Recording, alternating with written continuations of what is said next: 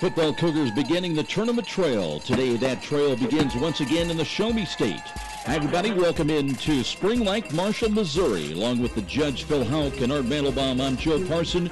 Well, it was 1 year ago that USF stunned all of NAIA football, going into seemingly unimpregnable St. Charles, Missouri, upsetting then number 5 Lindenwood 46-38. Today it's another top 10 Missouri opponent awaiting St. Francis here today in Marshall, Missouri. It's the home of Missouri Valley College, which opens the playoff here at 9-1 overall. They are co-champions of the Heart of America Athletic Conference and unbeaten here during the regular season at Greg Mitchell Field, a perfect 5-0. Wolf at left half, and Kobe Fry is actually the fullback in the goal line offense. Wing move, Coleman on the right. They'll give the ball, Connor run. Spinning run and second effort. Nice play as the run is across the 25 to the 29-yard line, and good second effort that time by Kobe Fry. Pistol alignment. Here's Bozier. Wants to throw. Short drop. Throws left. Nate's got the catch across the 40 up to the 45-yard line. Nothing fancy. A little pitch and catch. Little motion left to right by Kobe Fry behind the line of scrimmage. Here's Bozier dropping the throw, looks in the seam. He's got Austin Coleman for a first down at the 43-yard line of Missouri Valley. So the Cougars doing what they've got to do, emphasizing the run game, and when they need to, passing successfully. Clock showing 9:51 remaining. First opening series of the ball game. Bustamante in motion. Here's Fry, and he rolls upfield inside the 30 to the 29-yard line as Kobe Fry finding a nice hole developed by Wyatt Tuggle and Zach Reiner off the left side. Joe, USF is just attacking this three-man line, the three-man front. They've got it with 8:12 remaining in the opening quarter from the 24-yard line. Bozier again looks to hand the ball off. Here's Campbell looking for some running. Cuts to the 20 to the 15, stumbling to the 10. Keeps his balance all the way down inside to the 7-yard line. And Antoine Campbell spelling Frank Wolf. And boy, I tell you what, it's nice to have that 1-2 running threat. Frank Wolf comes back. Bustamante up on the wing right side. Blitz being shown up the middle. And they'll run the ball. Here's Wolf. Steps to his right and he'll score. 7 yards, 8-yard touchdown run by Frank Wolf. That will be his 5th rushing touchdown of the season. And the Cougars' impressive opening drive to begin the ball game at the 7:37 mark. They will lead Mo Valley, ranked number 7, by 6-0 our score. Boy, that's impressive, Joe. 82 yards the Cougars go in 13 plays, and just under 7.5 minutes were burned off the clock. USF just had their way. And they're going to flip-flop the tight end Owens from left to the right side now. They've got a wing back out there as well. Here's an option run. There's Dawes, spins off a tackle and is wrapped up and dropped as he's going to lose yardage back outside the 45 of USF. Bremenstadt was there to make the tackle, but they also had penetration across the line of scrimmage. And Reyes with 2 running backs, offset eye to the left side again. Looking play action fake, rolls to his left side, wanting to throw in the end zone, needing a block. He'll cut and dive for the end zone touchdown. Reyes wanted to throw, was not there. He'll run it in from 11 yards out, and we're a conversion away from a tie ball game. Well, Bruce Reyes, not known as a runner, Joe. He'd only run the ball 36 times. That includes the number of times he was sacked.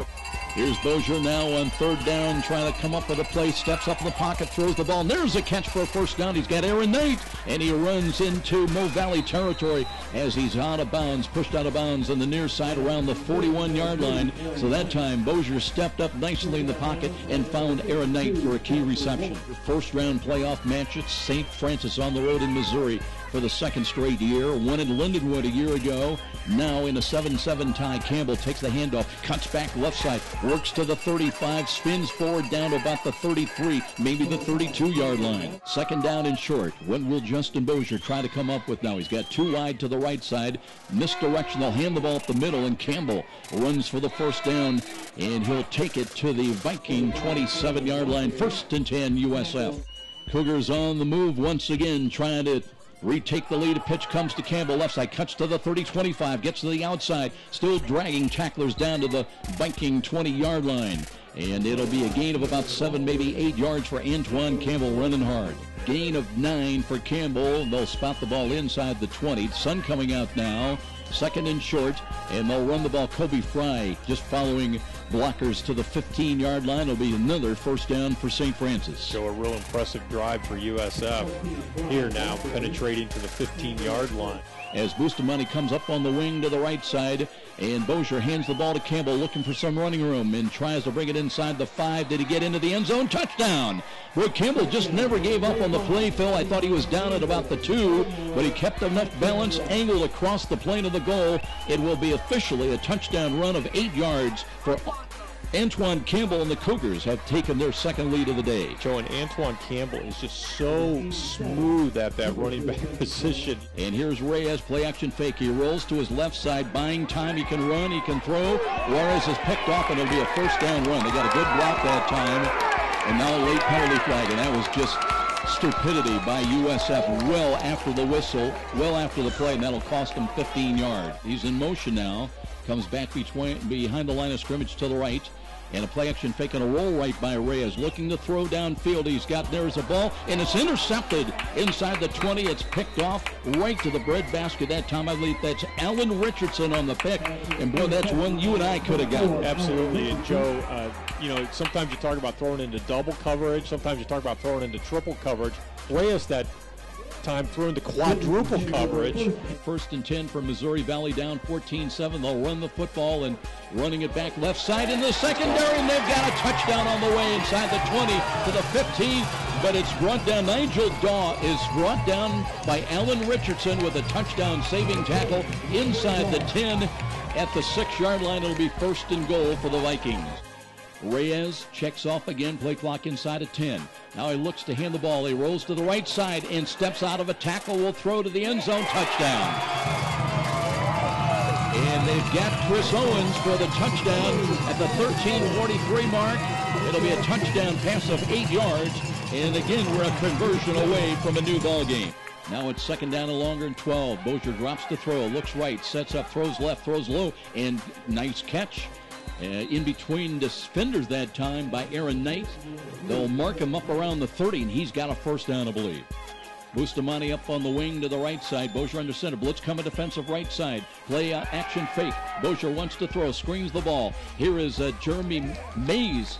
A little drag route from left to right across the 35 to the 36, but still it'll bring up a 3rd down and 4 call for St. Francis. Bossier under center. Calls the quarterback draw, and he's straight ahead run, gets it across the 40, stopped just short of the 41-yard line. Bossier, that might be his first run of the day. Well, and that's a great momentum buster.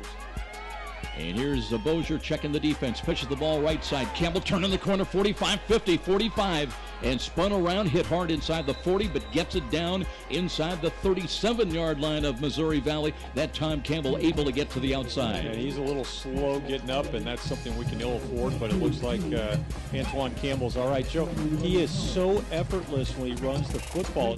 In the goal line setup on the wing right side, that will be Armando Bustamante. He's in motion, but they'll give the ball, and here's Kobe Fry as he cuts back and carries it down to the 31-yard line.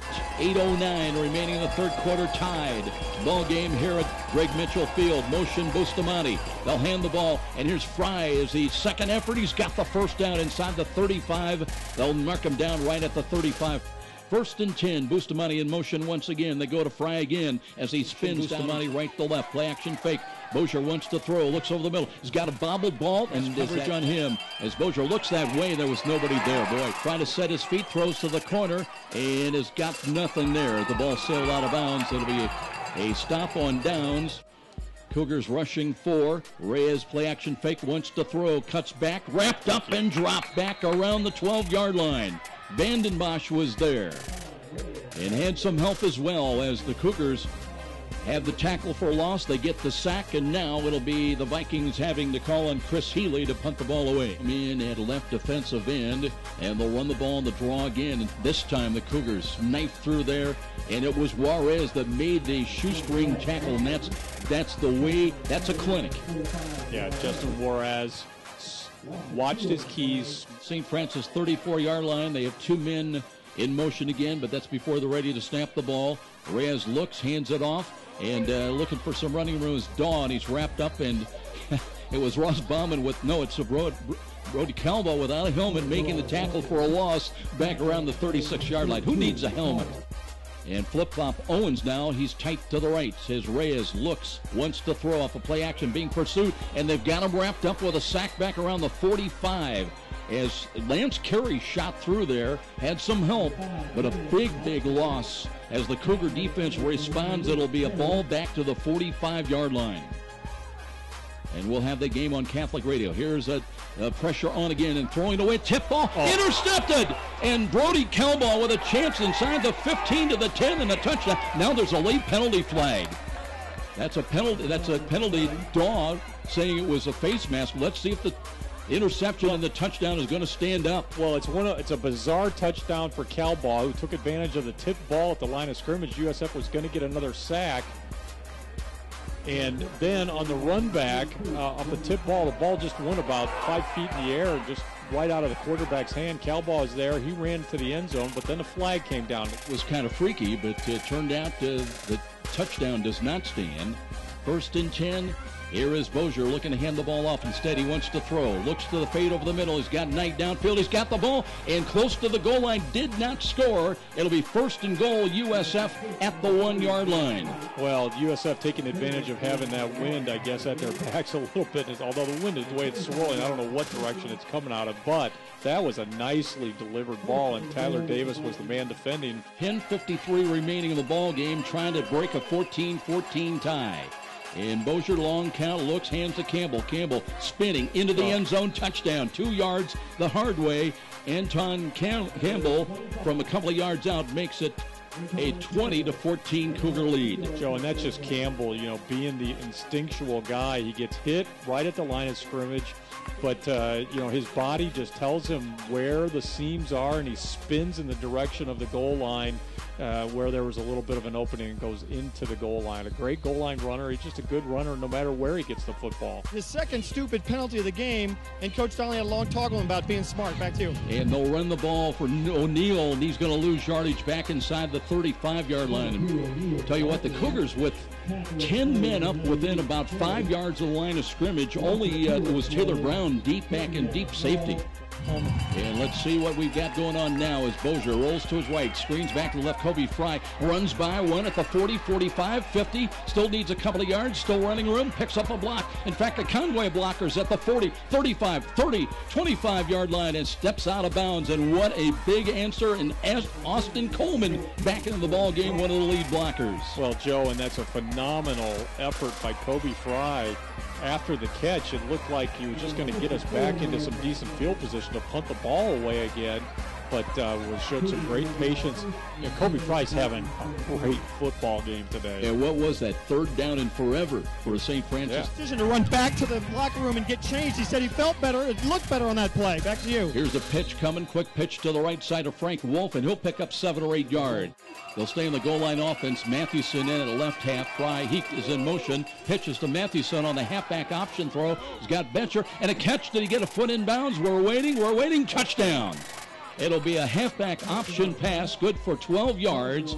And Kyle Mathewson throwing the ball and leaping and holding on Aaron Butcher. That's his 4th touchdown catch of the year. What a time for that play call. Well, the play wasn't particularly pretty, but I'll tell you what, Joe, what is pretty is seeing that touchdown go up on the board for USF in this situation. And I'm also seeing a whole lot of fans from Missouri Valley sitting on their own hands right now. In this short 3, Reyes wants to run the ball, hands it off, and they look. Keith O'Neal's dropped for a loss back inside the 30 to the 29, and I think that's Lance Carey again that wrapped up, and he's had a couple of big plays here in this 4th quarter. Yeah, lots of guys, in the second half, the defense has come up big by bringing pressure on Reyes and tackles for loss.